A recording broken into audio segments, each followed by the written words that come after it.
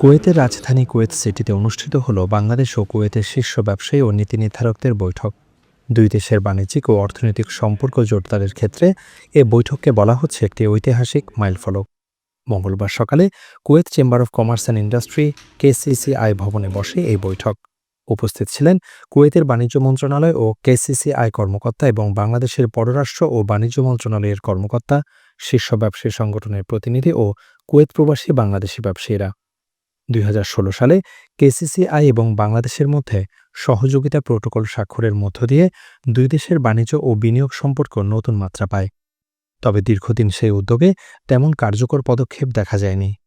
অবশেষে কুয়েতের বাংলাদেশ দূতাবাসের সহযোগিতা এবং কেসিসিআই এর আমন্ত্রণে বাংলাদেশের উচ্চ পর্যায়ের প্রতিনিধি দলের এই সফর সম্ভাবনার দ্বার উন্মোচন করল। আমি আসছি বিজিএমই থেকে, বাংলাদেশ গার্মেন্টস ম্যানুফ্যাকচার এক্সপোর্ট অ্যাসোসিয়েশনের পক্ষ থেকে আমি এসেছি এখানে। আর this is the first time যে কুয়েত চেম্বার অফ কমার্সের আমন্ত্রণে এবং আমাদের বাণিজ্য মন্ত্রণালয়, আশা করি এর মধ্যে একটা পরিচিতি এবং একে অপরের জানার পরে তো ব্যবসা শুরু হবে।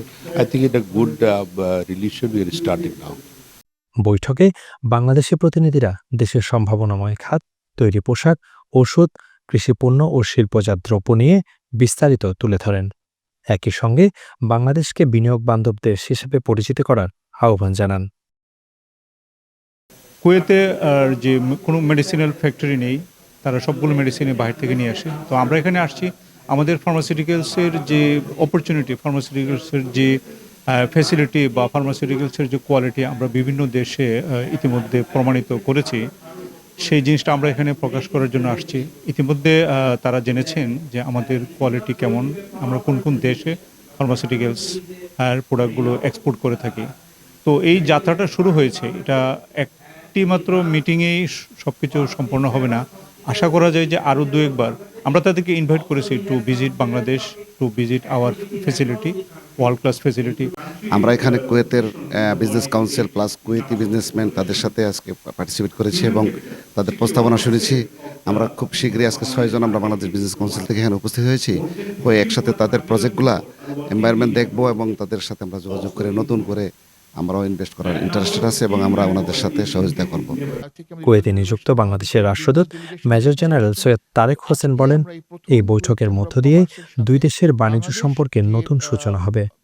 ২০১৬ সালের প্রোটোকলের পর এটাই আমাদের সবচেয়ে বড় পদক্ষেপ। এখন এই মুহূর্তে বাংলাদেশ এবং কুয়েতের মধ্যে কয়েক মিলিয়নের মাত্র আমাদের ব্যবসা হয়। তো আমরা আশা করছি আমরা কয়েক বিলিয়নে এটাকে উঠিয়ে নিয়ে যাবো ইনশাল্লাহ।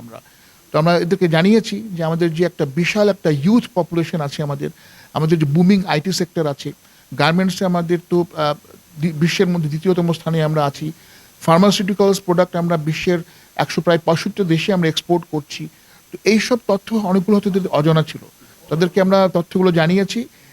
কেসিসিআই এর ভারপ্রাপ্ত মহাপরিচালক ফিরাজ মোহাম্মদ আল ওদে বলেন, এই বৈঠক কুয়েত ও বাংলাদেশের ব্যবসায়ীদের সরাসরি সংযোগ তৈরি করেছে, যা ভবিষ্যতে আরও বৃহৎ সহযোগিতার দ্বার উন্মোচন করতে পারে। বাংলাদেশকে সব ধরনের সহায়তা দিয়ে যাবে Kuwait. This is just maybe the beginning of a future collaboration going forward, and we are here at the Chamber of Commerce. We will continue to provide our support. বাণিজ্য বিশেষজ্ঞদের মতে এতদিন সীমিত পর্যায়ে থাকা বাংলাদেশ কুয়েত বাণিজ্য এ বৈঠকের মাধ্যমে নতুন গতি পাবে। ভবিষ্যতে বিনিয়োগ, যৌথ উদ্যোগ এবং বাণিজ্য প্রদর্শনী আয়োজনের সুযোগ আরও বিস্তৃত হবে।